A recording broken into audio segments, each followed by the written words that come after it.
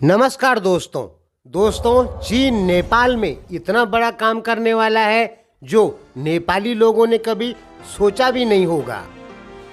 हाँ दोस्तों, एक बार फिर सुन लीजिए कि चीन नेपाल में इतना बड़ा काम करने वाला है जो नेपाली लोगों ने अब तक सोचा भी नहीं होगा। तो दोस्तों, क्या है वो काम? देखिए दोस्तों, हमने आपको बताया था लगभग 7-8 महीने पहले कि प्रधानमंत्री ओली ने झापा दमक गौरदह नाम की जो जगह है वहां पर एक इंडस्ट्रियल पार्क का उद्घाटन किया है। तो दोस्तों, उस पार्क में ऐसी क्या विशेषता है? देखिए दोस्तों, ये जो इंडस्ट्रियल पार्क है इसे चीन बना रहा है और इसकी जो पहली स्वीकृत राशि है वो है 65 अरब रुपए और ये 2100 बीघा पर ये इंडस्ट्रियल पार्क बन रहा है। इसका काम चीन ने अभी तुरंत शुरू किया है और कर दिया है। चीन की एक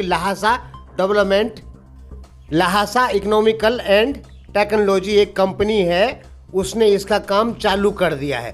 तो दोस्तों, ये जो इंडस्ट्रियल पार्क है नेपाल में, ये कुछ इस प्रकार का होगा जैसा कि आपने सोचा भी नहीं होगा। यानी साउथ कोरिया, जापान या चाइना में जिस प्रकार के कहते हैं हम लोग ये अत्याधुनिक यानी एकदम मॉडर्न टाइप के इंडस्ट्रियल एरिया होते हैं ना, चाइना में, जापान में, इंडिया में भी कहीं कहीं है, तो इस टाइप का इंडस्ट्रियल एरिया बन रहा है दमक में। दोस्तों, आपको पता होना चाहिए कि इस इंडस्ट्रियल एरिया में 491 अत्याधुनिक यानी नए मॉडल के प्लांट होंगे। 491 नए मॉडल के प्लांट होंगे। अब इन प्लांटों में क्या क्या बनेगा? इनमें बहुत कुछ बनेगा, जैसे कुछ टेक्सटाइल संबंधी चीज़ें हैं, लेकिन ज़्यादातर जो चीज़ें बनेंगी वो इलेक्ट्रॉनिक सामान बनेगा। दोस्तों, नेपाल में इलेक्ट्रॉनिक सामान बनाने का ये सबसे बड़ा इलेक्ट्रॉनिक सामान बनाने का, एक बार फिर सुन लीजिए कि नेपाल में इलेक्ट्रॉनिक सामान बनाने का ये सबसे बड़ा इंडस्ट्रीज एरिया होगा। हमने आपको बताया कि इसका जो क्षेत्रफल है वो है लगभग 2100 बीघा। तो दोस्तों, 2100 बीघा पर आप सीधा ये समझें कि 2100 बीघे पर नेपाल इलेक्ट्रॉनिक सामान बनाने की एक कंपनी खोल रहा है। दोस्तों, आपको पता होगा कि भारत का एक इंडस्ट्रीज एरिया जितने इलेक्ट्रॉनिक सामान तैयार करता है, चाइना की एक ही कंपनी उतना इलेक्ट्रॉनिक सामान तैयार कर देती है। आप नहीं समझे होंगे, यानी कि ये जो दमक वाला, ये झापा में जो इंडस्ट्रियल पार्क बन रहा है, ये एक प्रकार से देखा जाए तो ये एक ही कंपनी है, क्योंकि ये बड़ा है और नेपाल के हिसाब से ये काफ़ी बड़ा है, इसलिए इसको इंडस्ट्रियल पार्क का नाम दिया गया है। लेकिन दोस्तों, ये इंडस्ट्रियल पार्क नहीं है, बल्कि इलेक्ट्रॉनिक सामान बनाने की एक ही कंपनी है। और दोस्तों, इसमें यह भी कहा गया है कि इसमें मोबाइल तक बनेंगे। दोस्तों, हमने 8 महीने पहले आपको बता दिया था इसके बारे में। तो दोस्तों, इसमें यह भी बताया जा रहा है कि इस कंपनी में मोबाइल भी बनेंगे और इलेक्ट्रॉनिक आइटम जो भी होते हैं वो तो बनेंगे ही बनेंगे, इलेक्ट्रॉनिक गाड़ियां भी बनेंगी।